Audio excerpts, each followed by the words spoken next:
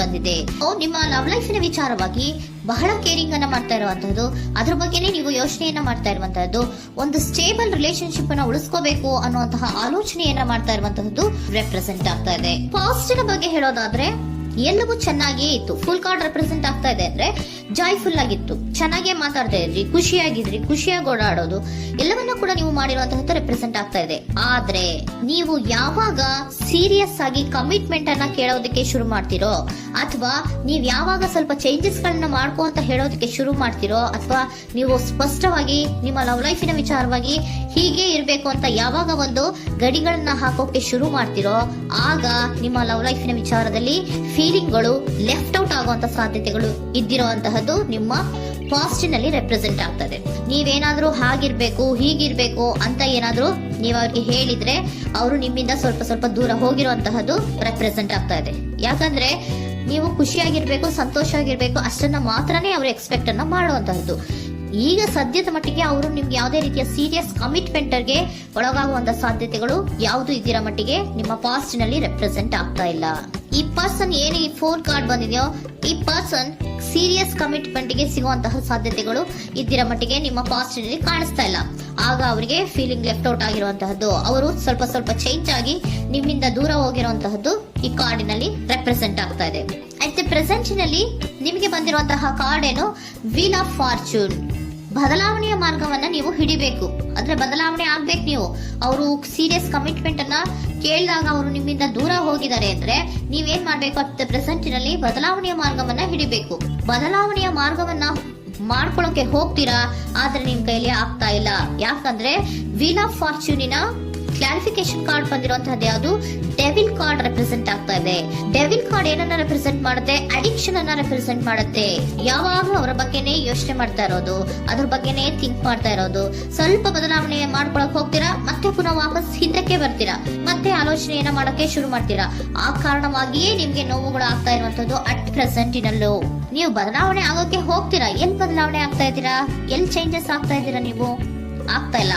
ಯಾಕೆ ಹೇಳಿ, ನಿಮ್ಮಲ್ಲಿ ಅಡಿಕ್ಷನ್ ಗಳು ರೆಪ್ರೆಸೆಂಟ್ ಆಗ್ತಾ ಇದೆ. ತುಂಬಾ ಅಡಿಕ್ಷನ್ ಇರೋದ್ರಿಂದ, ನಿಮ್ಮ ಲವ್ ಲೈಫ್ ನ ವಿಚಾರವಾಗಿ ನೀವು ತುಂಬಾ ಅಡಿಕ್ಟ್ ಆಗಿರೋದ್ರಿಂದ ನೀವು ಯಾವುದೇ ರೀತಿಯ ಬದಲಾವಣೆಯನ್ನ ನೀವು ಮಾಡ್ಕೋತಿಲ್ಲ.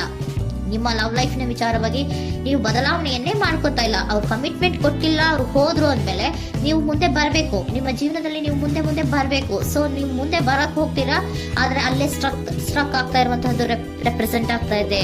ನೀವ್ ಯಾವಾಗ ಅಡಿಕ್ಷನ್ ಗಳನ್ನ ಜಾಸ್ತಿ ಮಾಡ್ಕೋತಿರೋ, ಅಬ್ಸೆಷನ್ ಆಗತ್ತೆ. ಯಾವಾಗ ನಿಮ್ಮಲ್ಲಿ ಅಬ್ಸೆಷನ್ ಗಳಾಗಕ್ಕೆ ಶುರು ಆಗುತ್ತೋ, ಆಗ ನಿಮ್ಮ ನೋವುಗಳು ಜಾಸ್ತಿ ಆಗುತ್ತೆ. ಕಣ್ಣೀರಿಡೋದು, ನೋವನ್ನ ಪಡೋದು, ಸಂಕಟ ಪಡೋದು, ಪದೇ ಪದೇ ನೆನಪಿಸ್ಕೊಳ್ಳೋದು, ಅಳೋದು, ಆಗದೇ ಇಲ್ವೇನೋ ನನಗೆ ಅನ್ನುವಂತಹ ರೀತಿಯಲ್ಲಿ ಅಟ್ ಪ್ರೆಸೆಂಟ್ ನಲ್ಲಿ ಕೆಲವೊಬ್ರು ಇರುವಂತಹದ್ದು ರೆಪ್ರೆಸೆಂಟ್ ಆಗ್ತಾ ಇದೆ.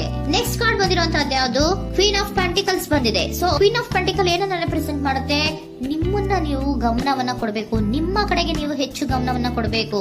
ಅವ್ರು ನಿಮ್ಗೆ ಸೀರಿಯಸ್ ಕಮಿಟ್ಮೆಂಟ್ ಕೊಡ್ಲಿಲ್ಲ, ಫೀಲಿಂಗ್ ಲೆಫ್ಟ್ ಔಟ್ ಆಯ್ತು, ಅವರು ದೂರ ಆಯ್ತು, ಹೋದ್ರು ಅಲ್ವಾ. ಸೊ ನೀವೇನ್ ಮಾಡ್ಬೇಕು, ನೀವು ನಿಮ್ ಕಡೆಗೆ ಗಮನವನ್ನ ಕೊಡಬೇಕು.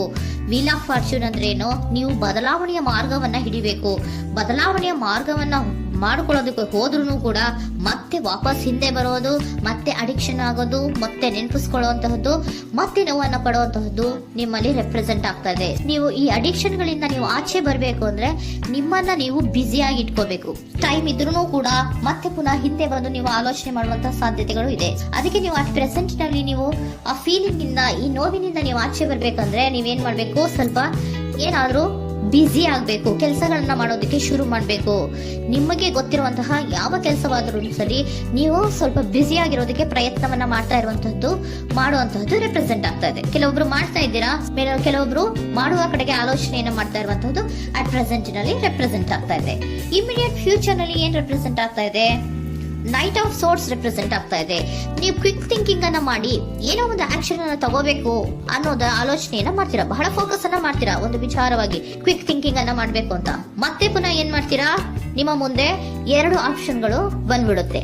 ಯಾವ್ದು ಮಾಡ್ಲಿ, ಹೇಗ್ ಮಾಡ್ಲಿ, ಏನ್ ನನ್ನ ಕೈಲಿ ಆಗ್ತಾ ಇಲ್ವಲ್ಲ ಮರೆಯೋದಕ್ಕೆ, ಮುಂದೆ ಹೋಗೋಣ ಅಂತೀನಿ, ಮತ್ತೆ ಏನಿದು ಕನ್ಫ್ಯೂಷನ್ ಅಂತ ಮತ್ತೆ ಕನ್ಫ್ಯೂಷನ್ ಅಲ್ಲಿ ಇರುವಂತಹದ್ದು ಇಮಿಡಿಯೇಟ್ ಫ್ಯೂಚರ್ ನಲ್ಲಿ ರೆಪ್ರೆಸೆಂಟ್ ಆಗ್ತಾ ಇದೆ. ನೀವೇನ್ ಮಾಡ್ಬೇಕು, ಈ 2 ಆಯ್ಕೆಗಳಲ್ಲಿ ನಿಮಗೆ ಯಾವ ಆಯ್ಕೆ ಬೇಕು ಅನ್ನೋದನ್ನ ಫಸ್ಟ್ ಆಲೋಚನೆಯನ್ನ ಮಾಡಿ ನಂತರ ನಿರ್ಧಾರವನ್ನ ಮಾಡಬೇಕಾಗತ್ತೆ. ಡಿಟರ್ಮಿನೇಷನ್ ಅಂಡ್ ಡೈರೆಕ್ಷನ್, ನಿರ್ಣಯವನ್ನ ಮಾಡಿ ಅದೇ ದಾರಿಯಲ್ಲಿ ನೀವು ಮುಂದೆ ಹೋಗ್ಬೇಕು ಈ ಆಲೋಚನೆಯನ್ನ ಮಾಡಬೇಕು. ಆ ರೀತಿಯ ಆಲೋಚನೆಯನ್ನ ಮಾಡಿದ್ರೆ ಇನ್ ನಿಯರ್ ಫ್ಯೂಚರಿನಲ್ಲಿ ನೀವು ಆ ರೀತಿ ಆಲೋಚನೆಯನ್ನ ಮಾಡಿದ್ರೆ ನಿಮ್ಮಲ್ಲಿ ಒಂದು ಪಾಸಿಟಿವ್ ಚೇಂಜಸ್ ಗಳಾಗುತ್ತೆ. ಸ್ಟಾರ್ ರೆಪ್ರೆಸೆಂಟ್ ಆಗ್ತಾ ಇದೆ, ಕೆಲವೊಂದು ರೀತಿಯ ಪಾಸಿಟಿವ್ ಚೇಂಜಸ್ ಗಳು ಆಗುತ್ತೆ. ನಿಮ್ಗೆ ಏಂಜಲ್ ಗೈಡೆನ್ಸ್ ಏನ್ ಕೊಡ್ತಾರೆ ಅನ್ನೋದನ್ನ ನೋಡೋಣ.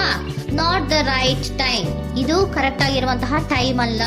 The situation will improve, situation ಅನ್ನೋದು ಇಂಪ್ರೂವ್ ಆಗುತ್ತೆ ಯಾವಾಗ, ಇಫ್ ಯು ಬಿಲೀವ್, ನೀವು ನಂಬಿಕೆ ಇಟ್ಟಾಗ ಮಾತ್ರ ಸಿಚುಯೇಷನ್ ಅನ್ನೋದು ಇಂಪ್ರೂವ್ ಆಗುವಂತಹದ್ದು.